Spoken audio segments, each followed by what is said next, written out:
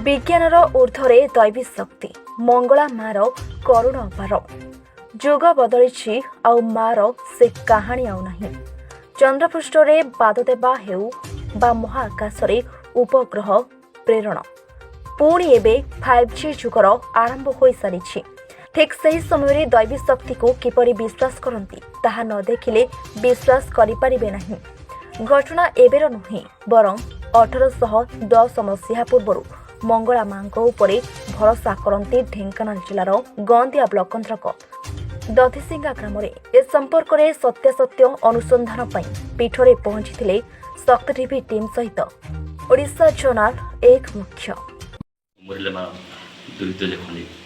विपद काल स्मरती जो जन महाघर विपद पीठ बंधन जहाँ शास्त्र अच्छी पुराण अच्छी आज आम देखा मिलूँ अनुभव कर पाऊँ।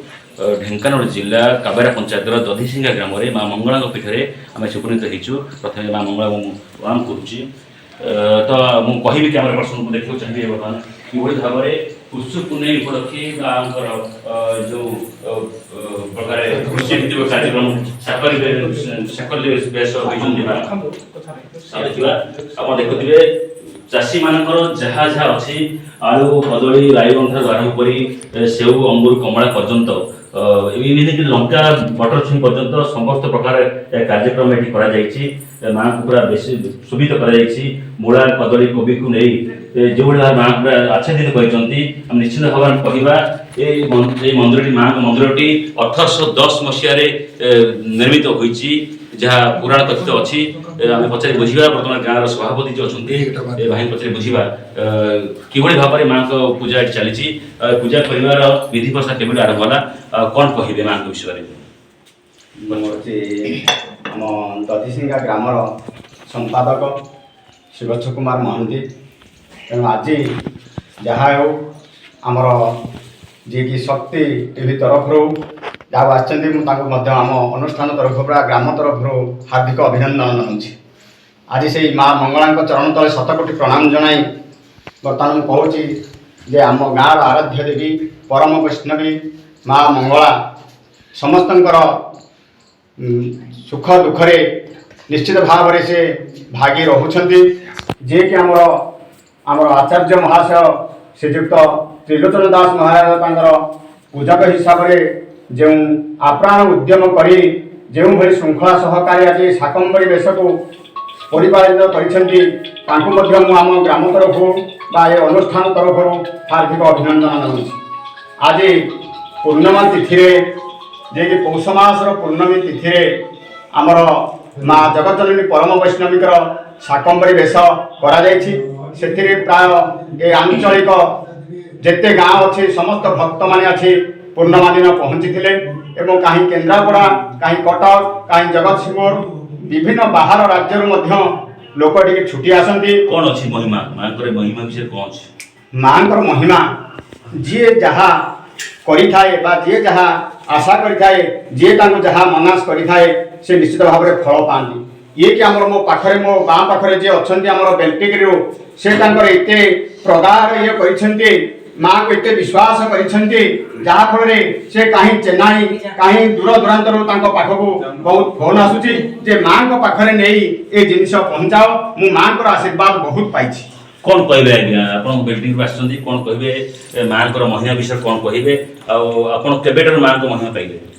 माँ को महिमा मैं पाई आज 40 वर्ष पूर्व झंकड़ सारा मंदिर मत माँ को शक्ति आसी मोर गुरु श्रीजुक्त त्रिलोचन दास ए पीठर जे पूजक दीर्घ 30 वर्ष काल से आम गाँव लक्ष्मी पूजा करते पूजक मुझे कर्ता तापर से एठिकार मंगला दधिसिंगा मंगला मंदिर पूजक से दिन ठूँ मो गुरु आशीर्वाद नहीं पीठे सब वर्ष आसी दर्शन कर चली।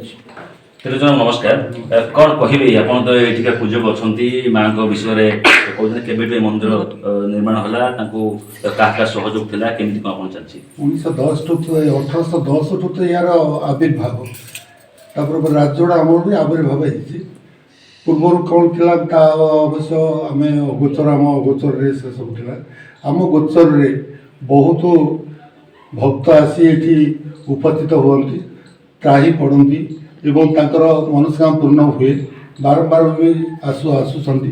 ଦୂର ଦୂରାନ୍ତରୁ ବହୁତ ଭକ୍ତ ବି ଆସନ୍ତି, ଆସି ତାଙ୍କ ତା ଦର୍ଶନ କରି ତାର ସାନ୍ନିଧ୍ୟ ଲାଭ କରନ୍ତି।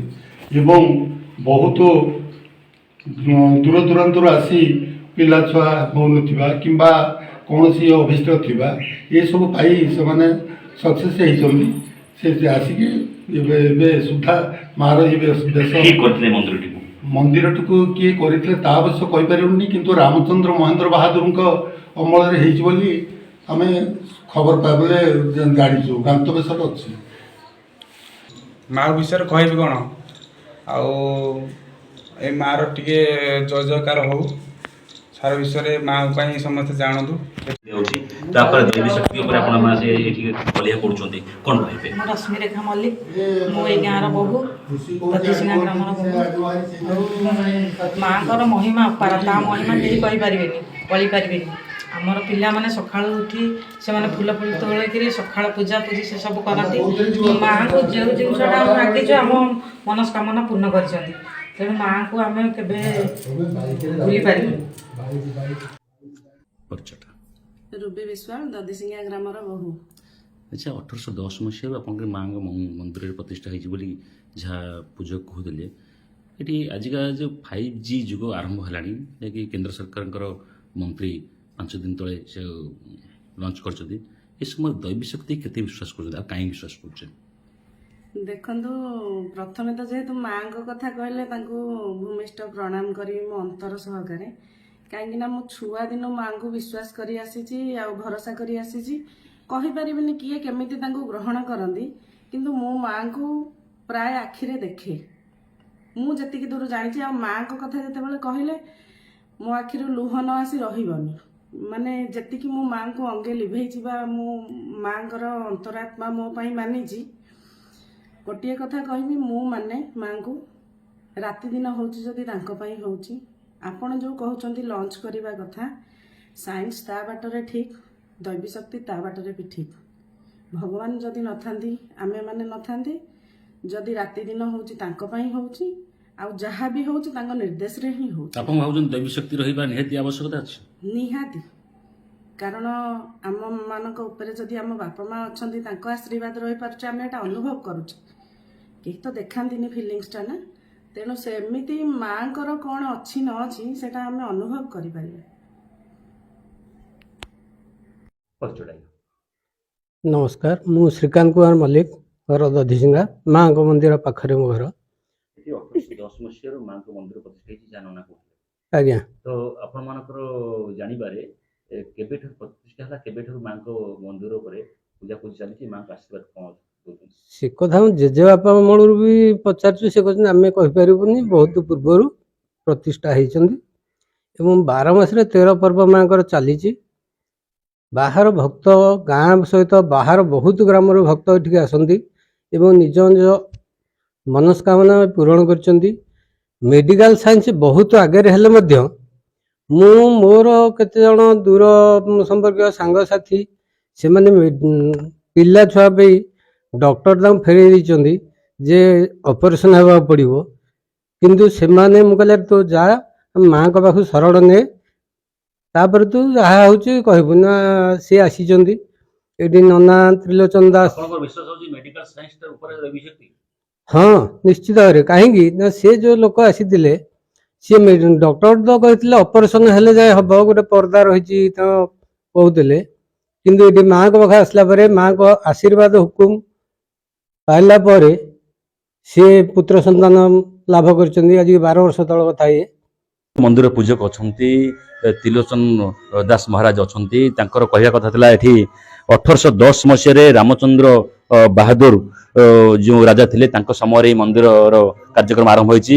ଏବେ ପଚାରି ବୁଝିବା ଏ 5T ଯୁଗରେ ଜଣେ ମାଆଙ୍କୁ ପଚାରି ବୁଝିବା ଯେ 5T ଆଉ 5 ଦିନ ପୂର୍ବରୁ ଲଞ୍ଚ କରାଯାଇଛି, ବିଜ୍ଞାନ ଚରମ ସୀମାରେ ପହଞ୍ଚି, ସେଇ ସମୟରେ ମାଆଙ୍କୁ ନେଇ ଯେଉଁ ଆଦିଶକ୍ତି ମାଆଙ୍କୁ ନେଇ ଯେଉଁ ପ୍ରକାର ଲୋକମାନଙ୍କ ମନରେ ବିଶ୍ୱାସ ଅଛି ଯେ ସାଇନ୍ସଠୁ କ'ଣ ଅଧିକ ଅଛି ନା ତାଙ୍କ ମନରେ କ'ଣ ଅଛି? ପରିଚୟଟା। ନମସ୍କାର, ମୁଁ ସ୍ମୃତିରେଖା ମଲ୍ଲିକ, ଘର ଦଧିସିଙ୍ଗା, ମାଆଙ୍କ ମନ୍ଦିର ପାଖରେ ଆମ ଘର। ନିତିଦିନ ସକାଳୁ ଆମେ ଆସି ମାଆଙ୍କ ପାଖରେ ପୂଜା କରୁ ଆଉ ତାର ଫଳ ବି ଆମେ ପାଇଛୁ। ସାଇନ୍ସ ତ ଆଗରେ ଆମେ କହିବୁନି କି ସାଇନ୍ସ ପଛରେ, ଦୈବୀ ଶକ୍ତିକୁ ମୁଁ ଆଜି ପର୍ଯ୍ୟନ୍ତ ମାନି ଆସିଛି। ମାଙ୍କ ମହିମା ବହୁତ। କ'ଣ କ'ଣ ପାଇଛନ୍ତି ପୂଜା କରି ଆପଣ? ନିହାତି ଯେତେବେଳେ ଯୋଉ ଜିନିଷ ମାଗେ ଯେମିତି ମା ଓ କଲା ପରି ସବୁ ଜିନିଷ ପାଇଛି।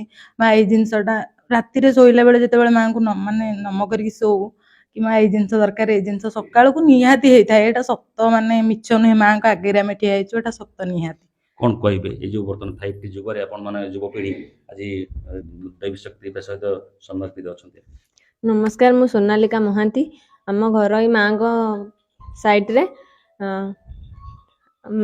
ମାଙ୍କୁ ତ ପ୍ରଥମେ ବହୁତ ବିଶ୍ୱାସ କରୁ।